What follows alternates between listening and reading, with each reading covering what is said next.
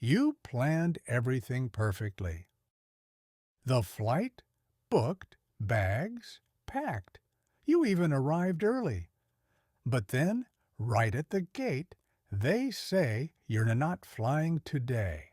It sounds unbelievable, but it happens more often than you think, and not always for the reasons you'd expect. In this video, we're breaking down the 11 real reasons travelers are denied boarding in 2025, even when they've done nothing wrong.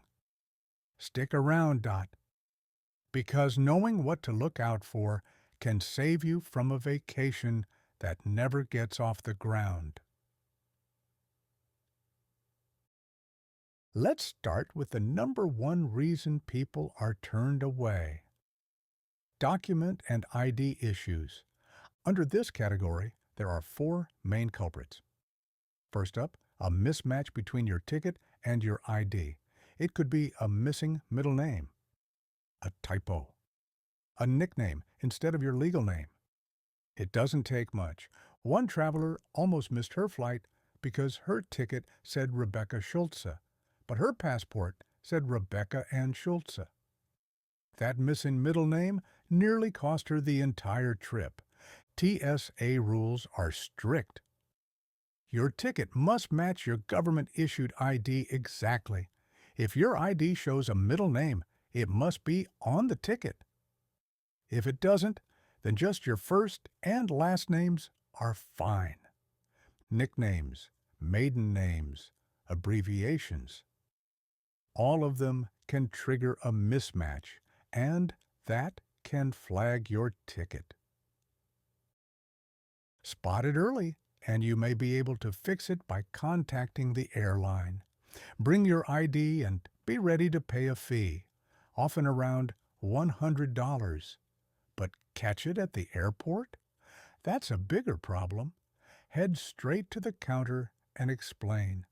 Bring every form of ID you've got and stay calm. It helps. And if the airline won't help, TSA might, but it's not guaranteed. The clock is ticking, and there's no promise you'll make that flight. Let's say your name is perfect. No errors, no mismatches. You're still not safe. A damaged passport can stop you cold. At check-in, an agent flips through and notices a tear, water damage, or even that your passport is too full. That's enough to get denied. Many countries now require your passport to be valid for 6 months beyond your arrival. It doesn't matter if your trip is short, that rule still applies, and worn or faded passports can be flagged instantly. Check your passport today. Look at the expiration date. Make sure there are enough blank pages. Renew it now if there's any doubt. At the airport, there's no fixing it last minute. Next up, the visa you didn't know you needed. We're not talking about a visa for your final destination. This is for a country you're not even staying in, just a layover. One traveler was flying from London to Riyadh with a connection in Istanbul. He didn't leave the airport, just switched planes, but because he had to recheck his bag, he passed through immigration. That meant he needed a transit visa. He didn't have one, and just like that, he was denied boarding. He had done that route before, but with a different airline that handled bags internally. One small change, and everything shifted. Some countries require a visa even for a 20-minute layover, even if you're never leaving the gate area. Don't take chances. Look up visa requirements for every country on your itinerary, including connections. Check official government sites, not just the airline. Rules change fast, and no one's going to warn you in advance. A 5-minute search now can save you thousands later. Let's talk domestic flights. No passport, just your driver's license. But in 2025, that license needs to be real ID compliant. That means a gold star, a flag, or the word enhanced somewhere on the card. Without it, TSA can turn you away. Many travelers don't realize their old license isn't valid anymore. You might have flown with it before. But as of May 7th, 2025, the rules changed. There's no grace period, no exceptions. If your ID doesn't meet the standard, you're not flying. Bring a passport if you're unsure, or check your state's DMV site and upgrade now. Because being turned away at the airport for a missing gold star? That's not something you can talk your way out of. You've passed ID check. Documents are perfect. Now comes the part most people don't think about. Your bag. Carry-on limits are stricter than ever in 2025. Most airlines enforce 22 by 14 by 9 inches wheels and handles included. If your bag's too big, they'll force you to gate check it. And if you refuse, you might be denied boarding.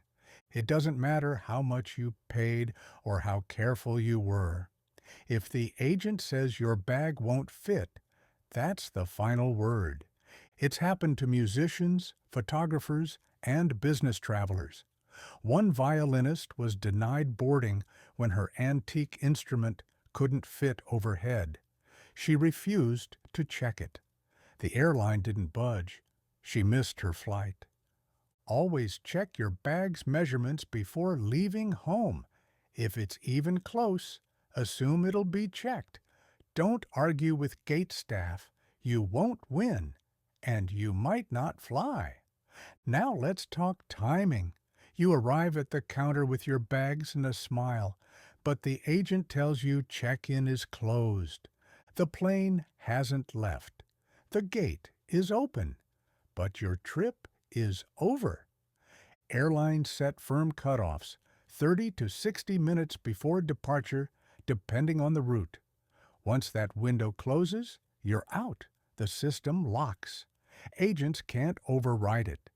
In 2025, many airlines tightened these windows. Some now require checked bags 45 minutes before departure. Busy airports might require 90. You won't get a warning, just a silent change and a denied boarding. To avoid this, check in online 24 hours before departure. Get your boarding pass early, and always aim to arrive 2 hours early, even for domestic flights. A delay at security or a flagged bag can cost you everything. Even if you're already inside the airport, you're not in the clear. Let's say your flight boards at 4:30. You're at the gate at 4:20. You think you're on time. But the gate is closed. Staff are gone. And your plane? Still there, right outside the window. It doesn't matter. Most airlines close the gate 15 minutes before departure. And if everyone boards early, they may close it even sooner. Passengers miss flights all the time because they didn't check the gate number, or they didn't hear the change, or they went to the wrong area. If you're not paying attention, you could lose your seat to someone who was.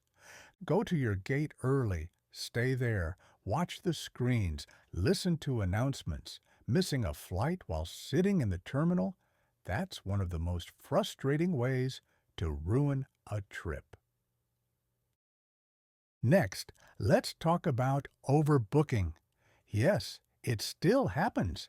Airlines sell more tickets than they have seats, betting that some people won't show. But when everyone does, someone's not flying. They'll ask for volunteers, offer vouchers or upgrades, but if no one bites, they start bumping passengers, usually the ones who checked in last or paid the lowest fare. If you want to avoid this, check in the moment it opens 24 hours ahead. And if you're involuntarily bumped, know your rights. In the U.S., you could be owed up to $1,350 in compensation, but you might have to ask for it. Stay calm. Know the rules. Don't walk away empty-handed. Now let's talk about behavior. You've made it to the gate. But if your attitude is off, that could be the end of the line. Gate agents have full authority. If they think you're a risk argumentative, drunk, loud, confrontational, they can deny you boarding. No refund, no second chance. Even strong body odor, slurred speech, or visible signs of illness can get you flagged. One misstep, one sarcastic comment, one skipped shower, and that plane could leave without you. New systems even flag people who try to board early or cut the line. It might feel harmless, but it can cost you the seat. Be polite, be alert, be clean. That's not asking much, but it matters more than ever. Let's wrap up with the stuff you can't control. System glitches, booking errors, airline mistakes. Sometimes you book a flight through a third-party site. Everything looks fine, but at the airport, the agent can't find your reservation. Something went wrong behind the scenes. Maybe your name was mistyped. Maybe your payment didn't process. Maybe the system just glitched. Or worse, your name matches someone on the no-fly list. It's rare, but it happens. One traveler missed a family wedding because of this exact issue. And sometimes the airline just gets the rules wrong. One man flying to Nicaragua was told he needed a visa. He didn't, but the airline refused to board him anyway. So, what can you do? Confirm everything. Double-check your ticket with the airline, even if you booked on a travel site. Call ahead if you've ever had issues with visas or document errors. And keep record screenshots, receipts, confirmation emails. If something goes wrong, you'll need them. You made it to the gate.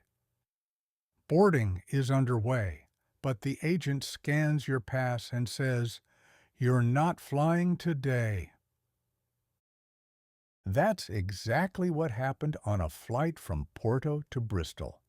Due to last-minute crew issues, only a portion of the passengers were allowed to board. The rest were left behind. Some got hotel vouchers. Others had to wait days for the next flight. If this happens to you, ask questions. Ask for everything in writing. And ask about compensation. Because just being rebooked isn't enough when you've done everything right. Those are the 11 reasons you might get denied boarding, even when you follow all the rules. Some of them are in your control, some aren't, but now you know what to watch for. If this helped you avoid a future travel disaster, tap like, share with someone you know, and subscribe for more smart travel tips. Because when it comes to air travel, being prepared is the one thing that always pays off.